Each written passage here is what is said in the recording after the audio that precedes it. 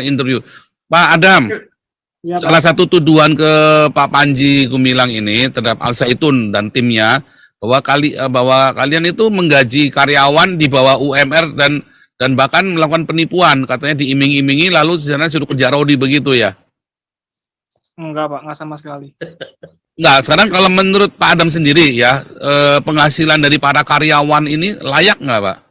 Layak Pak UMR di sana. Ditanyakan aja satu persatu UMR di sana. Lah. Maka bahkan berapa sektor di atas UMR, kayak misalnya galangan kapal di atas UMR lebihin. Wah, luar biasa sekali sebenarnya kalian tuh ya. Total karyawannya berapa Pak? Karyawannya total?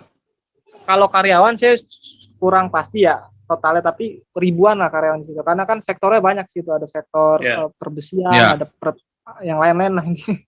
Waduh, ribuan itu ada perkayuan. Seluruhnya tinggal di sana, di kompleks atau di luar kompleks? Di kompleks, nanti ada mesnya. Di kompleks Pak, di kompleks. Karyawannya semuanya tinggal di kompleks? Ya, mungkin ada yang berkeluarga di daerah-daerah situ, daerah kecamatan situ. Tapi kalau misalnya jadwalnya di situ, ya di mes nanti tinggalnya. Sebenarnya boleh, karena pernah diomongin sama Panji Gumilang, ya bahkan diizinkan boleh baca Alkitabnya orang lain loh, kitab sucinya agama lain diizinkan, tidak dilarang. Kalau di MUI kan dilarang. Jadi beda banget, makanya saya bilang ini Islamnya beda banget.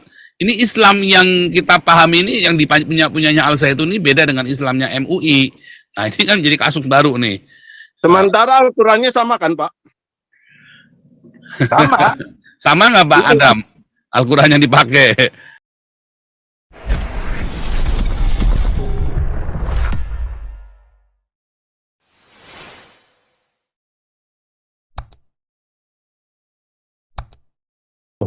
Ya ini biar Pak Paul Dere dulu nih, Pak Paul Dere. Silakan.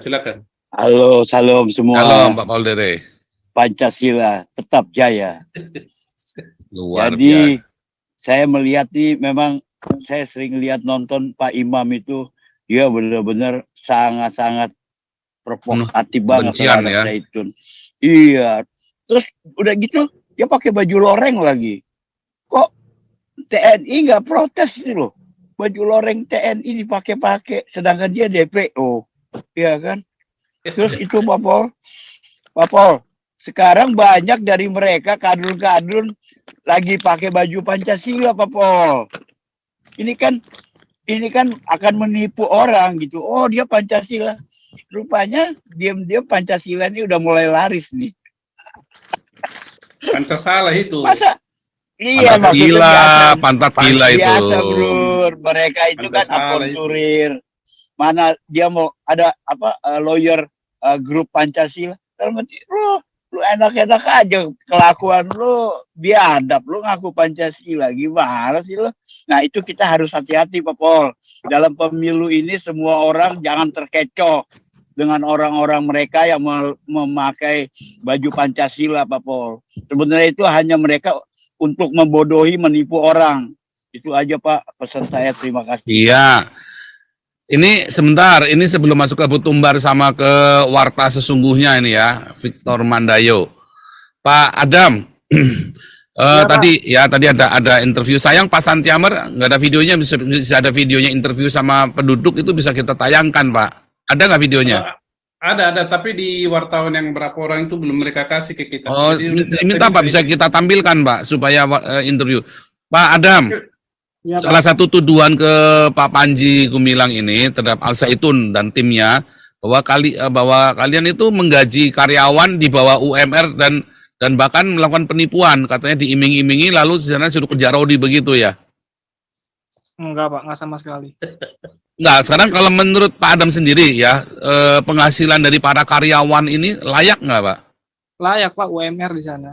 Ditanyakan aja satu persatu UMR di sana. Lah. Maka bahkan berapa sektor di atas UMR, kayak misalnya galangan kapal di atas UMR lebihin. Wah, luar biasa sekali sebenarnya kalian tuh ya. Total karyawannya berapa Pak? Karyawannya total?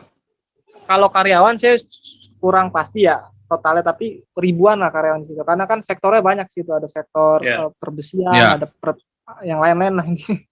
Waduh, ribuan itu ada perkayuan. Seluruhnya tinggal di sana, di kompleks atau di luar kompleks? Di kompleks, nanti ada Di mesnya. kompleks, Pak, di kompleks. Karyawannya semuanya tinggal di kompleks. Ya, mungkin ada yang berkeluarga di daerah-daerah situ, daerah kecamatan situ. Tapi kalau misalnya jadwalnya di situ, ya di mes nanti tinggalnya. Sama di asrama. Oh, ada yang luar di biasa asrama. ya. Al-Zaitun itu luas sekali, Pak. Tadi saya hitung Ya, ya. 100.200 hektar. Sekitar sepertiga luas Jakarta Pusat. 1.600 hektar lah. Ya, 1.600 hektar ya. Luas Jakarta Pusat itu 52,38 km. Dikonversikan ke hektar, jadi sepertiganya itu Al-Zaitun. Jadi luas sekali. Jadi kalau ada mahasiswa tinggal di asrama, di dorming gitu, terus perkuliahannya ya mungkin dilokalisir ya, sisanya mungkin perkebunan, galangan kapal, dining room buat makan gitu. Ya. Galangan kapal di luar, Pak, bukan di situ, dekat Cirebon sana dia. Di Indramayu ya di bisa India. ya. Bisa. Kalau Al-Zaitun kan di apa namanya Haur Gelis ya. Iya. Di Haur Gelis. Saya pernah ke sana, pernah ke Al-Zaitun saya. Oke nih Bu Tumbar nih. Silakan. Pak Paul. Ya, Bung Beta Amerika. Oh iya nih, sebentar. Jadi kawas belum? Topik pertama Galarua saya dulu. Ya. Jadi saya mau pertanyakan satu hal ke Pak Adam ya. Pak Adam melihat situasi perseteruan antara MUI dan Pak Panji Gumilang ini dasar Al-Qur'annya kan sama nih Pak. Iya, Pak. Tapi kenapa mereka berseteru, Pak? Kalau dasar Qur'annya sama, bisa Ya tadi saya sudah sampaikan. Bapak? Iya, tadi saya sudah sampaikan. Jadi kan sumber hukum Islam itu kan umumnya kan ada 4, Pak. Al-Qur'an, hadis, ijma, qiyas. Nah, hadis ini yang tadi saya jelaskan, itu sebetulnya hadisnya rancu, Pak. Bahasanya ada sebagian ulama yang mengkritisi atau cendekiawan yang mengkritisi karena bertentangan tadi dengan Al-Qur'an. Quran suruh kita bertaruh, ya kan? Di hadisnya tadi kalau misalnya kita ketemu orang Yahudi, Nasrani, jangan ucapkan salam dulu, kalau bisa kalau di tengah jalan pepet dia supaya dia nggak dapat jalan gitu. Yeah. Itu kan kayak mengarah ke premanisme kan, kayak pengen malak gitu jadinya kan. Jadi saya nggak meyakini hadis itu. Ya, jadi itu tidak bertoleransi akhirnya. Yang diyakini tadi surat-suratnya. Hah? Artinya kalau disimpulkan multi tafsir dari satu ayat membuat kegaduhan ini terjadi, Pak ya? Bukan multi tafsir, Pak. Jadi hadis itu biasanya dari praktik Rasulullah. Karena hadis ini kan banyak ada yang dipalsuin juga, Pak. Banyak hadis-hadis dipalsuin. Jadi di masa-masa monarki nih, setelah Ali bin Abi Thalib khalifah itu kan ada dinasti Umayyah, khalifah, mereka tuh menciptakan hadis dengan membawa ulama yang masyhur nih untuk kepentingan mereka, jadi latar belakang kepentingan mereka. Betul itu. Iya. Baik. Baik, kalau gitu gini Pak Adam, solusinya gimana supaya tidak terjadi lagi perseteruan antara umat Muslim itu sendiri, Pak? Ya tadi kita kembali ke Quran jadinya. Kan Quran tadi gitu kan, kita ta'aruf bersama manusia itu diciptakan dari sepasang laki-laki dan sepasang perempuan menjadi suku, bangsa untuk saling mengenal satu sama lain, bukannya saling kan frasanya mengenal ya. Kalau misalnya kita bertengkar, berselisih, menumpahkan darah kan berarti kan menyimpang dari kodratullah bahasanya gitu lah, menyimpang dari kodratnya Allah. Kodratnya yang dipercaya oleh Panji Gumilang dan Al-Zaitun. Jadi kalau menurut saya Bung Beta, siapa yang berani ngelawan MUI? NU? Oh, NU juga radikal kadrim seperti MUI. Jadi harus banyak orang seperti Panji Gumilang dan alumni-alumni ini yang harus melawan MUI. Iya, saya melihatnya begini Pak Gajah Mada. Saya lihat di inti persoalannya ya, dasarnya ya, akar atau apa itu. MUI ini yang saat ini pun kalau mau dibubarkan, kemudian kalau kriminal ditangkap pun, nanti akan timbul MUI-MUI yang lain Pak. Karena dasarnya ini yang membuat perbedaan di antara mereka berseteru terus. Nah, kita bersyukur ada Pak Panji Gumilang, Pak Adam ini sebagai lulusannya ya. Yang mungkin saya nggak tahu seberapa paham dengan isi kitabnya. Kalau saya melihatnya begini, Pak Bung Beta. Jadi adanya MUI itu, Pak Gajah Mada, sebentar Pak Gajah Mada, satu-satu. Pak Gajah Mada. Jadi masalahnya gini, kita bersyukur ada pelajar-pelajar Quran yang bisa memahami Quran. Walaupun seberapa pahamnya kita nggak tahu berapa persennya. Persoalannya masyarakat umum mayoritas Islam ini kan tidak mengerti bahasa Arab seperti yang scholar ini ya. ini persoalannya Pak. Jadi digiring kiri ngikut kiri, digiring kanan ngikut kanan. Kebingungan di antara mereka karena mereka sendiri tidak paham bahasa Arab yang tertulis dalam kitabnya. Nah sekarang saya pertanyaannya, apa boleh kalau berdoa pakai bahasa Quran tapi yang dibahasakan ke Indonesia Pak? Sehingga mereka paham isinya. Mungkin Pak Adam bisa kasih pengertian buat kita di sini Pak. Gimana Pak? Maaf Pak, gimana Pak tadi? Ya, jadi kan inti masalahnya kan dasarnya di kitab yang sama, Pak. Iya. Sementara mayoritas umat Islam tidak mengerti isi Quran seperti Bapak atau pelajar-pelajar di Al-Zaitun yang bisa membedah isi Qurannya, artinya di luar tafsir ya. Nah, bagaimana solusi ini agar masyarakat Muslim di Indonesia bisa mengerti isi kitabnya tanpa bingung untuk belajar bahasa Arab, yang tentu kalau bukan lahir dengan bahasanya agak rumit ya. Tidak semua orang punya kemampuan untuk belajar bahasa cuman dengan waktu singkat langsung ngerti, kecuali di katanya seperti ini. Tapi kalau kita mau mencari atau mereka bisa mencari dengan bahasa aslinya, bahasa ibunya, walaupun itu kitab tertulis bahasa Arab, tapi mereka bisa translate dalam bahasa Indonesia atau bahasa Sunda, sehingga mereka bisa paham isi kitabnya. Bolehkah mereka melakukan itu Pak, sembahyang dengan bahasa Indonesia walaupun isi artinya sama seperti di dalam Al-Quran, maksud saya begitu Pak? Oh misalnya baca tata cara sholat tuh dengan bahasa Indonesia Al-Fatihahnya gitu. Iya, karena artinya sama dengan bahasa yang tertulis di dalam bahasa Al-Quran. Oh, Bung Beta, begini saya tambahkan ya.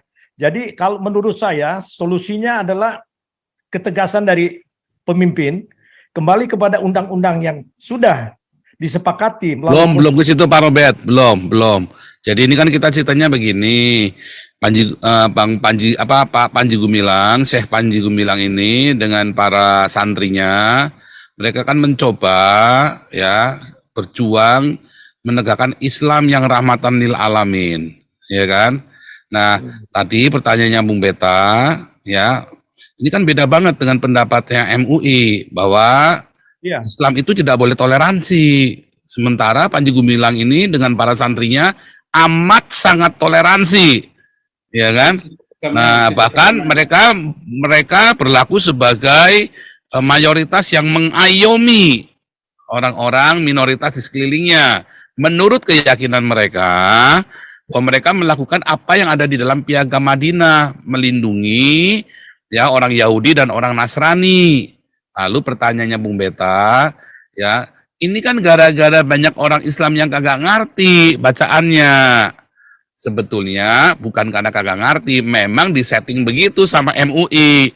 Tapi sekarang kalau dibalik sama Bung Beta, tadi pertanyaan Bung Beta tadi, boleh nggak mereka berdoa di dalam bahasa yang dimengerti oleh mereka selain bahasa Arab? Kalau di Al-Zaitun itu boleh apa enggak? Begitu praktiknya apa enggak? Begitu pertanyaannya Pak Abel Adam. Mana kalau nih, berdoa Pak? Boleh Pak. Berdoa kita disarankan berdoa ada bahasa Indonesia, bahasa Arab. Tapi untuk sholat kita emang diperintahkan ya tadi pakai bahasa ibu di sana, bahasa Arab jadinya. Tetap bahasa Arab. Kalau sholat tetap bahasa Arab. Tadi Al-Fatihah dan sebagainya. Ya, tapi untuk kajian itu kita ditekankan walaupun nanti ada bahasa pengantar bahasa Arab, tapi kita nanti ditekankan nih, dizahirkan nih apa sih makna arti ini ya. Begitu. Nah, jadi begini Pak ya. Pak, jadi karena Pak mengartikan itu bisa berbeda, contoh Al-Zaitun dengan MUI. Sebentar Pak Gajah ini biar clear dulu nih Bung Beta dulu nih, sebentar satu-satu. Lalu biar progres dulu sampai ke Pak Victor Mandayo, lalu balik ke Gajah Mada lagi. Begitu Bung Beta. Jadi intinya boleh. Sebenarnya boleh. Karena pernah diomongin sama Panji Gumilang, ya bahkan diizinkan boleh baca Alkitabnya orang lain loh. Kitab sucinya agama lain diizinkan, tidak dilarang. Kalau di MUI kan dilarang. Jadi beda banget. Makanya saya bilang ini Islamnya beda banget. Ini Islam yang kita pahami ini, yang punyanya Al-Zaitun ini beda dengan Islamnya MUI. Nah ini kan jadi kasus baru nih. Sementara Al-Qurannya sama kan Pak? Sama nggak Pak Adam? Al-Quran yang dipakai? Sama Pak. Cuman tadi perselisihannya tadi aja di pembaharuan kayak hadis. Iya, itu kan pernah kita jelasin di sini. Hadis itu dibuat sesuai suka-suka para penguasa ini mau bikin masalahnya. Makanya sejarahnya kayak gitu sih Pak. nggak semuanya, tetapi sebagian besar hadis-hadis yang beredar, makanya ada puluhan ribu kan. Ini Bu Tumbar, lanjut dulu Bu Tumbar.